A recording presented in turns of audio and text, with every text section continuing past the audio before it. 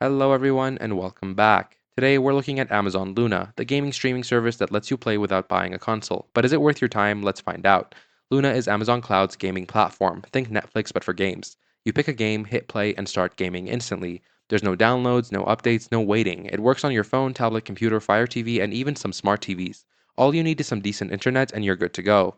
Here's the best part. If you have Amazon Prime, you get Luna for free. You'll have access to over 50 games, including party games, so you can play with your phone as a controller. Want more games? Luna Premium costs $10 a month and gives you titles like Batman Arkham Knight and Star Wars Jedi Survivor. There's also a Ubisoft channel for $18 monthly if you love their games. So, how does it actually play? Well, pretty smooth. Most games run at 1080p and 60 frames per second.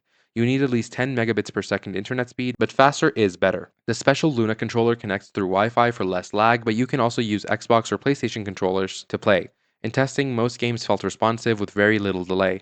What's great is that it's an easy setup, it has fair prices, and it's free with Prime. The new Game Night feature is perfect for parties, and there's no expensive hardware needed. But what's not so great is that the game library is smaller than Xbox Game Pass.